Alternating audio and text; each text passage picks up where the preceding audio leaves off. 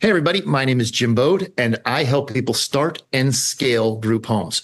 I'm here today to talk about how you can 5 to 10x your rental income by doing a quick, simple switch over to running non-licensed group homes as opposed to residential regular rentals. Welcome to the Rental Property Owner and Real Estate Investor Podcast, brought to you by the Rental Property Owners Association, where real estate investors have found success since 1968.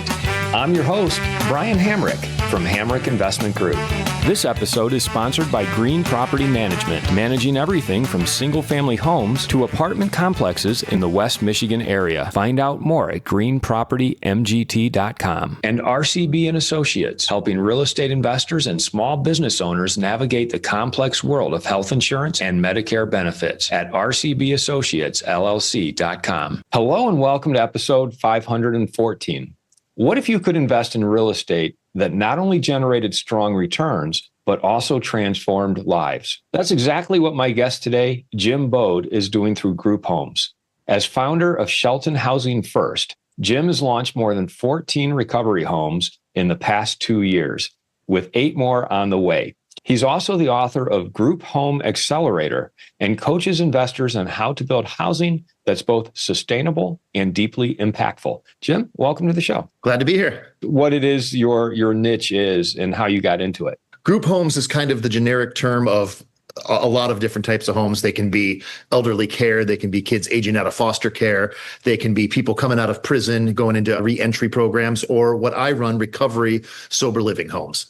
And, they are exactly what they sound like. They're residential single-family homes where the model that I run, I put multiple people per bedroom, and they have to come into my homes sober, and they have to stay sober in my homes. We have some pretty good rules and some guidelines that they have to follow. Let's talk a little bit more about just like, what is the need for sober living homes? Now that I'm talking to you, it sounds like, yeah, there's probably plenty of need for that, but this is the first time I've actually heard of this concept. There's a very, very large need for sober living homes. It actually shocked me and still does every time I reach out to different areas about their need for this.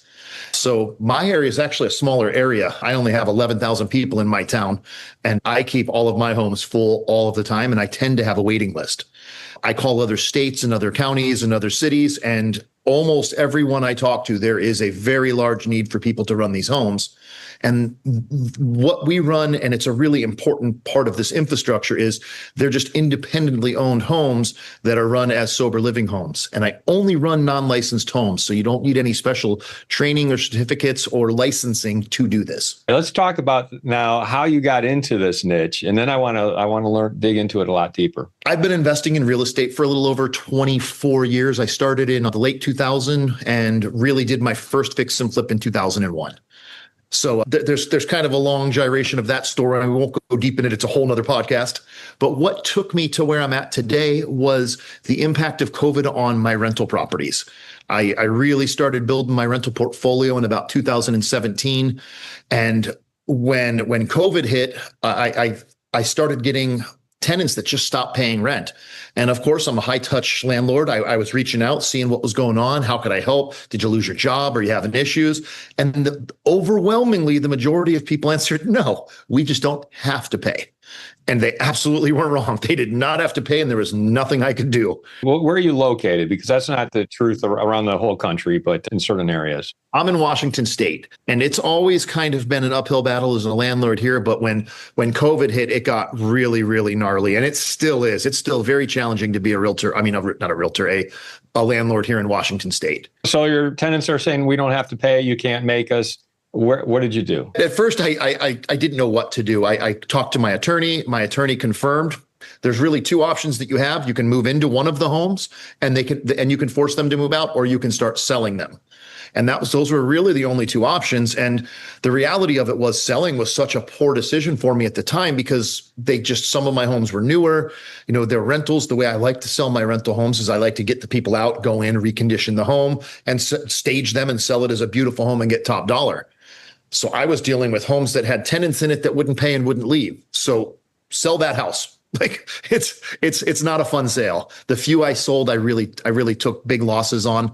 So I was kind of panicking, and really what came as my savior was one night I was just doom scrolling after looking at all of the red on my P&L sheet. And I saw a guy talking about group homes, and he had a online coaching program and was talking about how they make a 10x return on what a regular rental could make. He was talking about how you can actually still kick people out if they were doing bad things. And I reluctantly clicked on it, cycled through it. And then the next morning I actually bought the program, and it was solid information. I implemented it, and it's what helped me get to where I'm at today. So I've looked at group homes in terms of like senior housing and adult foster care. So that's kind of like my familiarity with group homes. But you obviously went a different direction. So talk about that. Like, group homes can mean so many things. What can they mean? And why did you identify sober living homes as the way you want it to go? I've looked into elderly care facilities before, and an amazing business model, just a lot more than I wanted to do. They tend to be licensed homes, or you at least have to have licensed people there or licensed providers.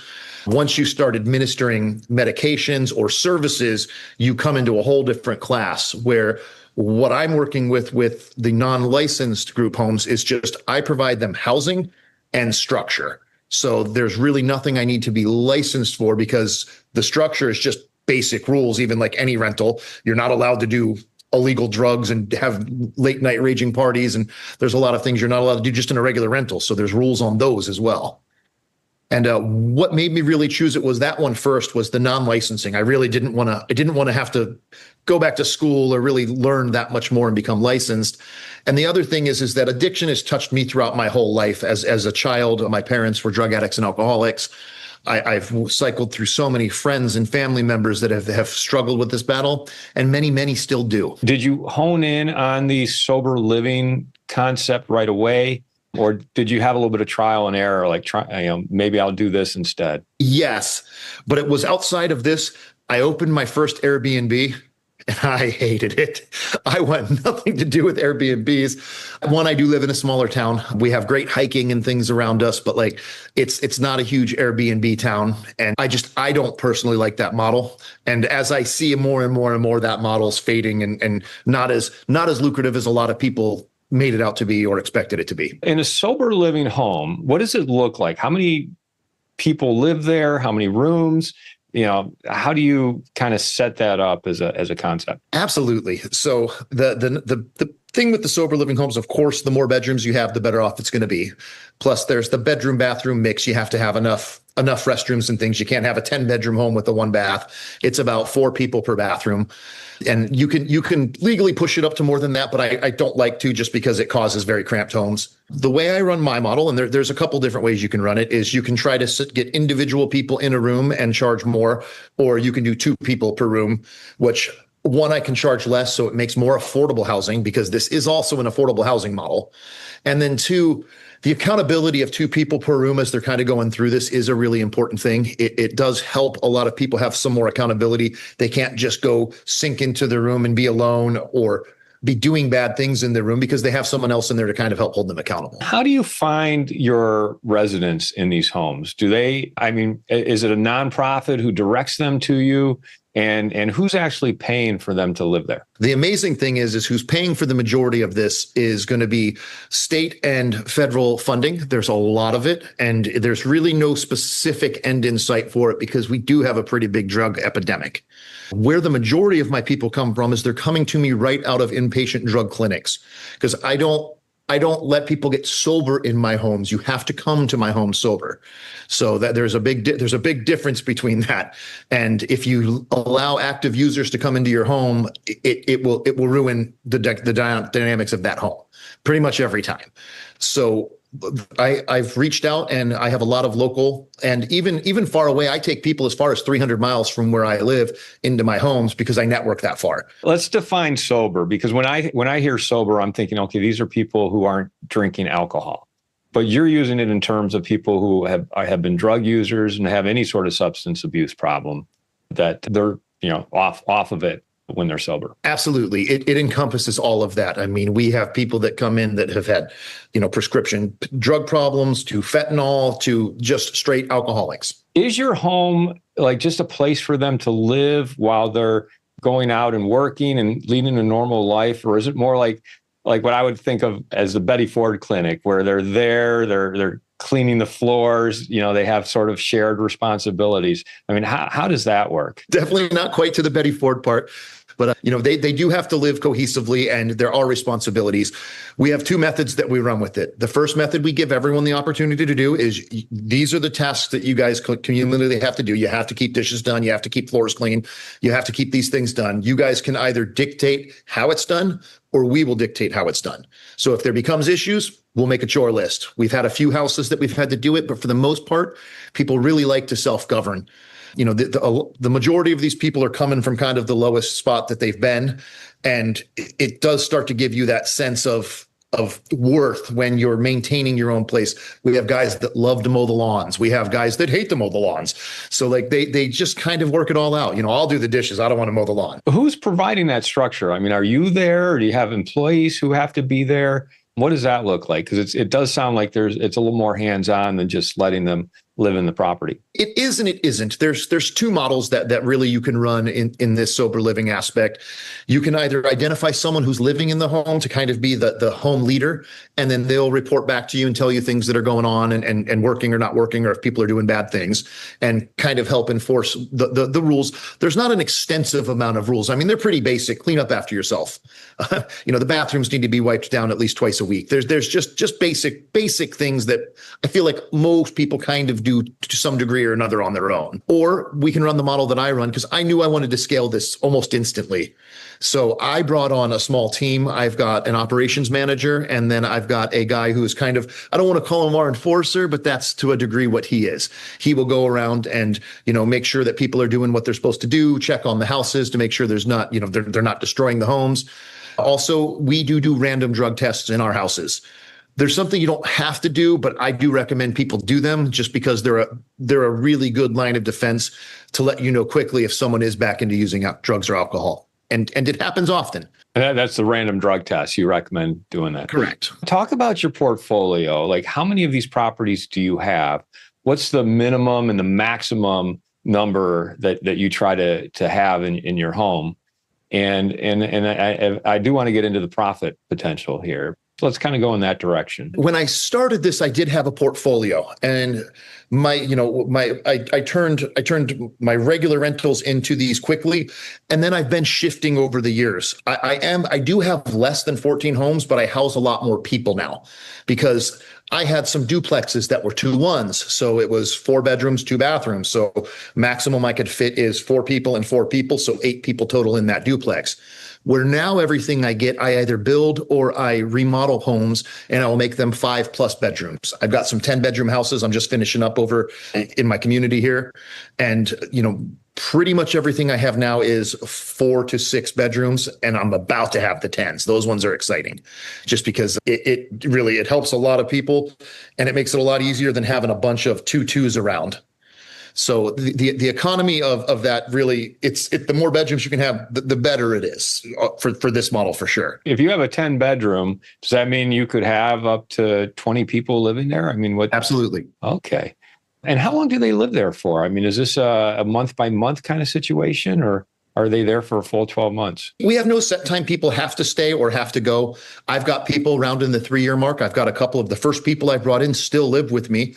One guy got himself his CDL, and he's a long-haul truck driver, and he loves staying sober, for one, and 2, he can't find anything for the price that he has where he lives right now.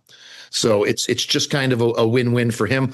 Plus, there's always people there, so he's not leaving like his own home alone, vacant for days, weeks at a time, because he'll do some long-haul stuff as well.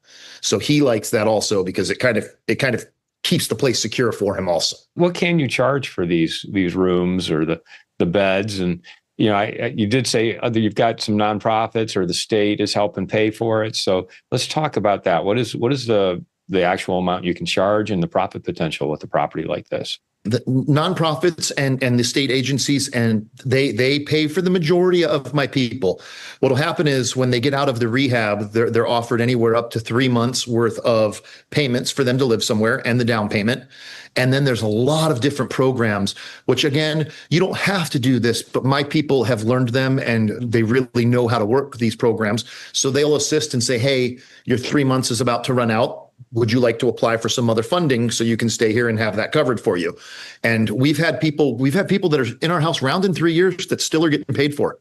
So there's a lot of stuff out there for that.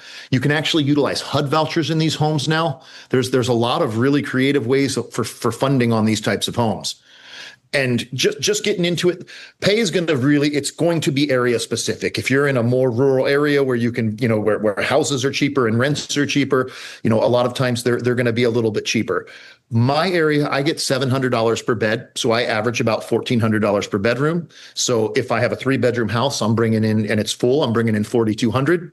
8-bedroom homes bring me in $5,600, and my 10-bedroom homes can not bedroom, but 10 people. Sorry. So, but my 5-bedroom homes bring me in $7,000. So they're pretty amazing cash flow on these, where those 5-bedroom homes, I was only renting that 5-bedroom home for $2,400 a month before. I'd like to take a moment to tell you about Green Property Management. Not only do they manage everything from single-family homes to apartment complexes in the West Michigan area, they also manage my entire portfolio. So I can tell you from personal experience that their unique flat fee management style is worth a closer look. If you feel that your property isn't operating to its fullest potential, then Green Property Management can help you take a holistic approach that will save you money, eliminate your headaches, and increase your net income. And if you're a property manager interested in applying Green Property Management's model, give them a call at 1-866-95-GREEN or visit them on the web at greenpropertymgt.com.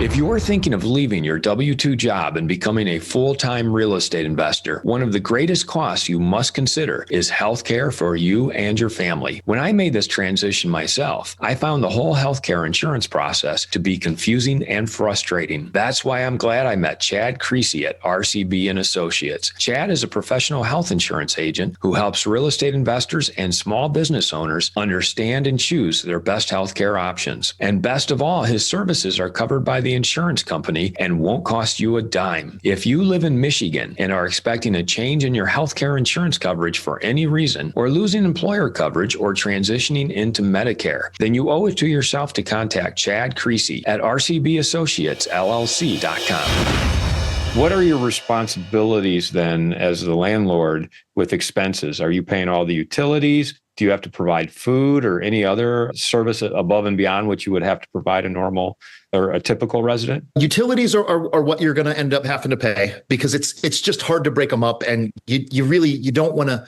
The last thing you want to do is stress your people in the home out with a bouncing ball that, like, hey, we just lost 3 people. Now you all have to pay, take on the burden of those 3 people's.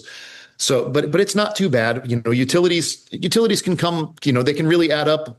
But if you control your homes, make sure you guys have rules to where you can't have the AC at 90 and then open the doors to cool the house down, so, or the heat at 90. You're not going to put your AC at 90. Manage your homes well, or have a good manager of your homes, then they'll really keep that down. But I mean, my average is anywhere between it, because the average is hard because I still do have some 3-bedroom homes and I have 5-bedroom homes. So of course my 5 bedrooms are going to be more, but I spend about $500 to $600 a month on my bigger homes, and I spend about $300 to $400 a month on my smaller homes for utilities. So even with that, the cash flow is still exponentially more than I could ever get as a residential rental. And you don't have to feed your residents or provide any services above and beyond what you've already mentioned, or what a typical resident is. We do not at all. I mean, there's models where people will buy food for them, but the reality is the majority of our people, when they come in, we do help them get services. So they can go up and they can get They can get food cards. They can actually go get an iPad from one of our local places that give people the services like that. They can go get a cell phone.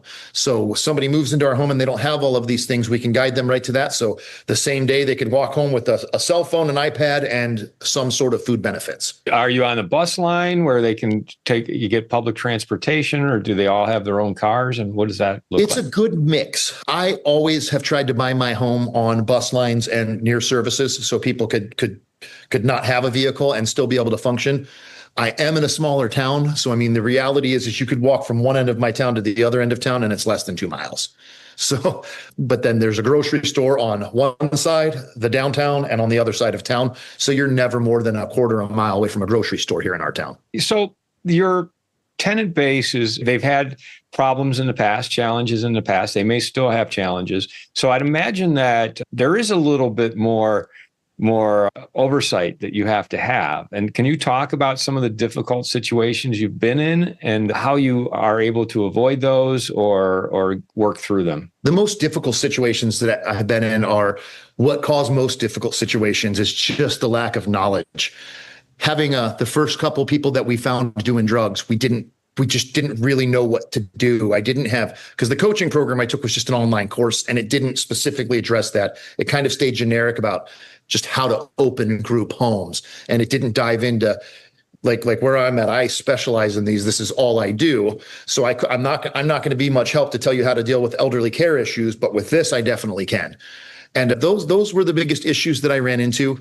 It's the oversight on these isn't really a lot because it's not like you 24/7 have to oversight. You just have to make sure you're regularly there, at least weekly, checking on your homes and running some level of drug testing monthly. Beyond that, they run really well. The majority of people really, they're there because they really want to be there. The bad actors, they don't last long because they don't want to follow the rules, and we have a little intake that we do with people as well. And that really helps kind of weed stuff out. Just we get into some pretty deep questions, where are you at in your sobriety? Why do you want to be sober? Most people, when they have no, like anything in life, if you have no real drive to get somewhere, like, hey, I want to get this because I want to take a vacation, or I want my wife to be happy, or I want to get this amount of money so I can get married. If there's no drive in life, then they tend to go backwards a lot easier than somebody who's like, I'm trying to get visitation rights to see my children again, or, other major life things. I want to get a job. We've had people that one of their big goals was they were working so they could buy teeth. So, I mean, it's finding that drive that people have. Do you house both men and women, or have you determined that one sex is better than the other as far as being in the house? I wouldn't say there's one that's better than the other. Your area is really going to dictate that. My area has an abundance of resources for women, and especially women with children. Men and even men with children don't have the same resources in my area. So I have focused on men, but I help other people do this. And I've got areas where men have an abundance of resources and women and children are actually a much more needed one. So it's really going to be the demographics of your area and what's lacking in that area. And almost every area is lacking one of the other or both. When you do find that someone has lapsed and you have to let them get them out of the house. I mean, are you dealing with fair housing laws and eviction rules? I mean, how easy is it or difficult is it to actually kick someone out of the house when they've broken the rules? It has been very easy for us. Our police department and sheriff's department support what we're doing. And, there's been for us, no one has come back and sued us, but they're not coming in as a tenant. They're coming in as a participant in a program. So they're volunteering to be there, and they're never really in a lease. They just are. They're in our program. And really, we've only had 2 people even really try to fight to not leave. But what we do offer people is if someone does relapse, and we'll communicate with them, let them know they relapsed. Hey, and right then they have them pack their stuff up. So if we go in and we do tests and you failed it, they start packing them up right then. So, but the biggest thing that we do is we'll offer them we do a small fee. We say for $50, we will hold your bed for 2 weeks. And if you can be sober in 2 weeks, if you can come back and show us that you're sober, and you're working your program and you're going to your classes and you're doing all the things you're supposed to be doing, because when they come out of rehab, they have tasks they're supposed to be doing. And those are things that keep them in their benefits and things like that. And if they can do that, we'll bring them back in. And we've done that numerous times where we've had somebody relapse and we bring them back in, because we don't want to just scrap them and negate that they're ever going to get there. This isn't a one time and you're sober thing. And the longer people stay in these types of homes and environments, the higher the likelihood is that they'll actually stay sober. I'd imagine that when you open one of these homes, you're going to get pushback from the neighbors, because neighbors love pushing back against anything. So your niche especially would come under fire, I'd imagine. Absolutely. And you know what? Neighbors can definitely be a big thing. I've heard lots of things about you're opening a flop house in our neighborhood and boarding houses, and they've got all these different names they want to call them. First thing I do is I've always done this. Anytime I fix and flipped a home or built a home, I've always went and talked to all the neighbors, gave them all my phone number. I let them know what's going on. I'm doing sober living in this home. This is what we do. This is monitored living. These are actually going to be some of your best neighbors, because they're not allowed to do these things. It's not 22-year-olds moving in next door that work at a bar and come home every night at 2 p.m. drunk and want to have parties with everybody from the bar. I actually haven't had a single phone call where somebody's had to call the police in over 3 years on one of my homes. My rentals, of course, I used to get that all the time, because that's just normal people doing normal people things. Where the people that are in these homes, if they're in these homes, they want to be sober. They want to be doing the right thing. They're normally working towards something. So they do tend to be really good neighbors. All of our lawns get maintained. All the garbage stays out. I think the biggest thing that can be an issue for people is smoking is still a pretty big thing in this community. And they'll sit on the porches and smoke. But they're not loud. They don't play music out there. They follow the rules and do a really good job. And at the end of the day, can the neighbors really do anything to prevent you from opening your home? They cannot, and neither can code enforcement or anything like that. I just a few weeks ago dealt with a guy out of Texas. He was having a big issue. He opened up a sober living home. Code enforcement came by. It was a duplex. And it was actually a fourplex. And they said, this isn't zoned for that. You're not allowed to do this here. You have to have all these people out. And they gave him a time frame.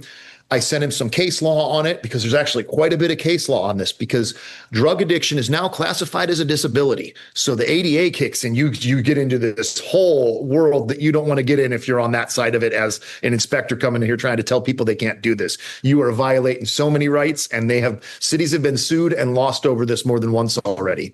So I sent him some paperwork on the case law. About 4 days later, he sent me an email. Hey, here's what I got from the city. We are very sorry we were mistaken. Congratulations on your home. Good luck. So, Jim, tell our listeners how they can find out more about you and this topic, and please mention your book as well. I am on Facebook, Jim Boad, and then also I've got my Group Home Accelerator on Facebook, which is the name of my book, Group Home Accelerator, and it's on Amazon. And then grouphomeaccelerator.com is my website where you can find my book. And then the other things that I offer, I've got an online coaching program. And then I also have a group coaching program where I really can walk people through it and help them out with it. How are you using AI in your business? I use AI every day for almost all of my businesses. I love AI.